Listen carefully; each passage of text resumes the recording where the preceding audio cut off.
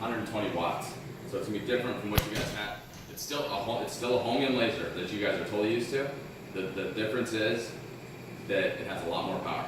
And what we mean is in terms of joules and power and hertz, meaning higher frequency. It can go a lot faster, okay? Then I'll talk, and once we fire up the screen, I'll talk to you guys a little bit more about the power settings. So first things first, there's this OR, and Lindsay, what's the other OR that you can use it in? Room 6. Okay, so you got this big black receptacle. That's where in room 6, that's which plug it absolutely needs. And it's the only one that this cord is going to fit into. Where are you guys keeping the, and I'm doing this for your video too. Where are you guys keeping your laser key? We have a laser box out. Okay, you have a laser box. Okay, so that's where you'll find it? Yep. Okay, so first things first, grab the laser key. As you guys know, keep the key outside the laser when it's not in use. Things that you already know. The key is in the, I'm not sure, I don't know, did your previous laser have a key? Mm-hmm. Okay, was it on the front? Mm-hmm. This one's in the key port is in the back on this one, and then the power button is on the back. You have to put in the key first. Very important. Turn it and then turn it to the right. Okay? Like you're starting a car, but you're not going to get any feedback whatsoever. Okay? So, but it's got to be in the right before you hit the car button. From there, you're just going to want to just press this, and it's going to go through a little startup and calibration. Like I said before, even though it's a lot more high power than your previous platform, Holmium is still Holmium, meaning in terms of the wavelength. So, 2100 wavelength, or like, I don't know if you guys wear glasses here or not. No? I mean, One of the surgeons decided to bring some evidence-based article that said we didn't have to. Is that? What's that? Is it recommended ANSI guidelines say that for laser to wear your glasses. However, but then there's like a blurb that says, and I can get you that basically your hospital policy can kind of supersede that. Okay, so if your hospital policy, so you basically you have like a designated LSO here. Yes, right? me. Oh, you're the LSO? So you and your formal, in your paperwork you keep on who's trained everything, you work with the administration, you keep all the rules and regulations of the laser program. You can say, hey, we're okay in Holmium cases to not use glasses. So, then that's fine. Well, it's a class 4 laser, so do you know, it's only a class 4. So which is the equivalent to what? Does anyone remember? Is it like a barcode scanner? Class 4 laser is considered, for medical purposes, like The lowest? No, the highest. Oh, I thought it was 1 and 2. No, the lower the number, the lower the hazard. Okay. The higher the number, the higher the hazard. So that, yeah, then 4 is 5 and 6 is the highest then? Okay. Okay. So, this is your home screen, okay? Now, I assume, while this can do BPH as well, it's a Holmium, it's a urology platform. Don't worry about this stuff right here. This is like kind of staged for the future, like PCNLs and stuff. So don't even worry about that right now. So this is going to be just for stones, correct? Here? Okay. So, it's really easy just to, you see, oh, it's a lithotripsy. Don't use that. The settings that are better, that are just kind of that it defaults to, is stone dusting. So I would say, okay, I would just start with stone dusting tab. Okay? And right now it just defaults to 0.3 joules and 80 hertz. Now, all you do is just to adjust, like, I want less hertz to start. That's all it just slides along the bar. That easy.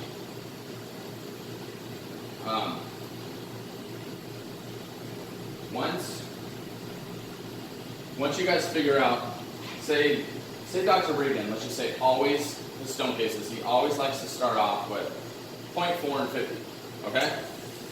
So we go in and we can program, we can put Dr. Regan stones. And boom, we hit that, and what he likes to start with. It can always be adjusted, But like, that's where he likes to start. It's going to default to that. And then whatever, you can build a tab for whatever other position too. So it makes it, so you just, all you got to know is when this starts up, all you got to know is what doctor's working. And then you get it. So it makes it real nice. Now, I always recommend, we'll show you how to, I don't get into that now. We'll show you how to do it once you guys learn. I don't even think maybe he doesn't realize what he likes yet, because he doesn't have the ability to have this many hertz yet.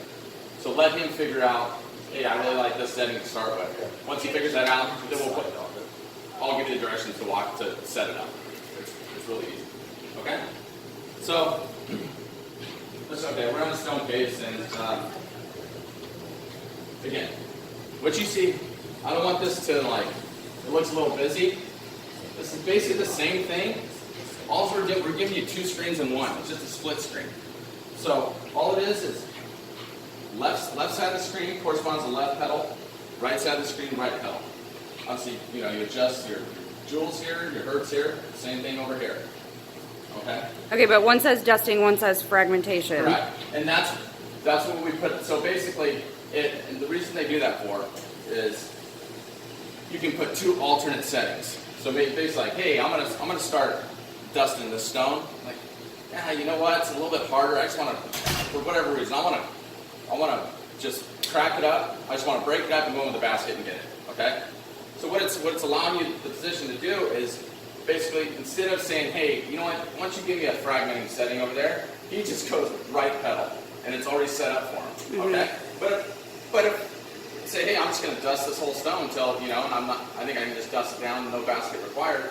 He stays on the left. He doesn't need that setting. Where this comes in really nice, though, is and what it was really intended for, I guess, if you see the switch off is for BPH cases.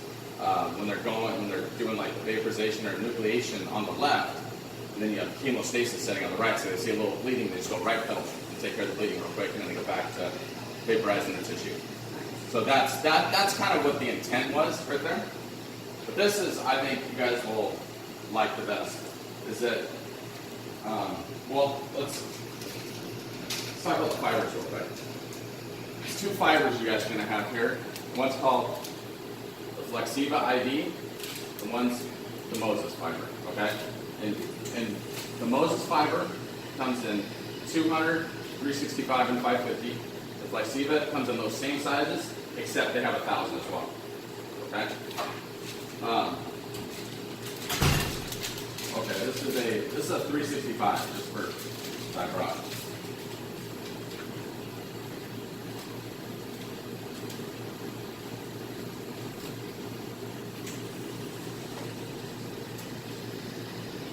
So the surgeons are going to be trained in like an 8-hour day of not 8 hours, but that long day of training that they're going to know what settings and what they want. Yeah. We're not going to have to. So like Bob and myself will be here for initial to help. Right. Just kind of help them with the settings that Perfect. they might like. And a lot of times, like if on a previous platform they were maxed out at say 30 hertz, and I say, hey, you have 80 hertz, they're like a little bit timid. I'm like, no, I promise. Like you can. And I'll talk to you about that. You guys know the difference between joules and hertz? You guys familiar with that? And what it is? So all it is joules is how hard you hit something, and hertz is how fast you hit it. So my analogy is joules is like in boxing when they're training, that big heavy bag that they hit really hard, that's joules. And the hertz is that little speed bag where they're ripping away like that. So the whole point I say is stone dusting is that hitting it really fast, not that hard. So what we're doing is we're trying to not have that stone run distal, so we're retropulsion jumping around. We just want to hit it really fast and not have it like jump around or run north on you. Mm-hmm. Okay, so that's the relationship right there. And in Holmium, all watts is just the product of joules times hertz. So watts. We say we prefer to say it's a 120 watt laser because we're saying you'll never put that on in stone cases. It's for BPH where they'll put that kind of power on. Okay, they'll do like 2 joules and 60 hertz. 2 times 60, 120. That's where you get 120 watts. But watts is irrelevant overall. So everyone's like, oh well, this is this is only a 24-watt laser. Then people say, and I go, well, no, like you need this amount of hertz right here. We should be saying high hertz lasers, and that's where the magic comes in right there. So, okay, so we have this is a Moses fiber, okay? So fiber port up front. When will we use Moses? The times when you will use, it's going to be physician preference. What we recommend is like you pull a Moses fiber. What that technology is going to do is that it kind of manipulates to send the pulse in a different manner, like a dual vapor bubble. It's not get too tight to the stone, to essentially create way less repulsion where the stone stabilizes right there, while delivering maximum energy to it. So what we're addressing is time overall, time savings. So they don't have to reposition the fiber, and they're getting maximum energy to the stone in every pulse. So, and then within Moses, we have a contact or a distance mode. So we can extend that pulse in a distance mode, which is huge. So like if there's a lower pulse stone, we put it on Moses distance, and they can actually extend the energy's reach to treat a stone now where maybe that patient would have to go to a perk or something like that. So so you can still treat in a flexible ureteroscopy. Okay, so got a 360, so I got a Moses fiber here. All you do is just screw it in until it'll come recognized in the bottom right.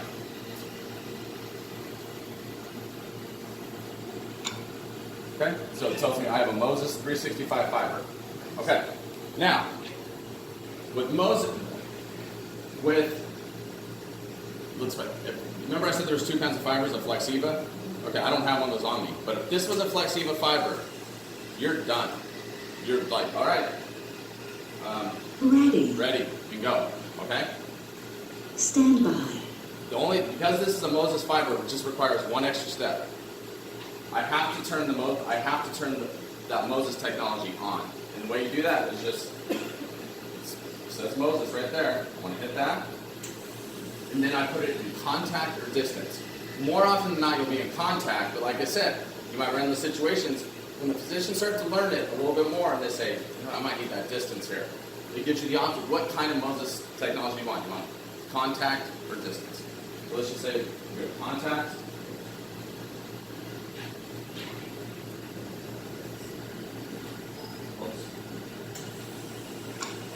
So, then you hit OK, and then this little icon will come up, and you know it's on. Okay.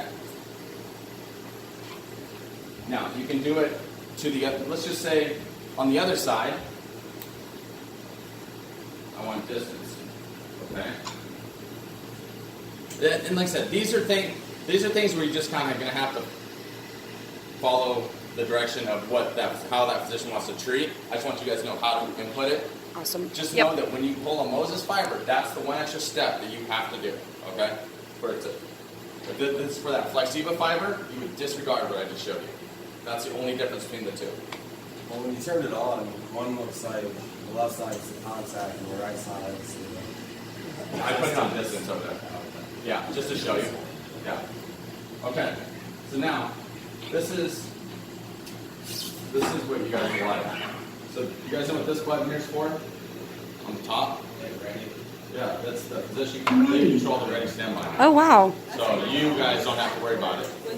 I don't have to stand by the laser, everyone. Yeah, so you know, it's funny. So like the only thing where you'll have to still manually. Let's just say, let's say Dr. Regan has his default setting that he says, I like 0.4 and 50 to start, and I'm going to probably stay with that this whole case. And I want to use a Moses fiber. Okay, so you plug it in, and he's already, let's say he's default, he's got his settings on his corner. All you got to do is put it in Moses system, and be like, go ahead, you're on your way, and you can walk away from it. So, you know what I'm saying? The only time you'll have to go back, and if he says, you know what, actually I want a different setting, you still manually have to input the settings. Okay? But if they're, now, again, you have But if he wants to say, hey, I want to go back to this setting, he already has a program, he can just go right pedal. Hi. You know, so Hi. that's, Hi. let me go back. Stand by. Now, the only thing we ask, and like I said, we just the first, and they built this into the system. Did you see how I put it in ready before I did it? First time I'm out here, and I did ready, and I put it back to standby. They want you to manually do it on the screen, like first, just the first time in the case. So if I'm in a case, I just go, hey, hold on real quick, I want to put it in ready, standby, real quick. I go, Ready. Stand all by. right, and then I kick it over the pedal and be like, you can go whenever you're ready.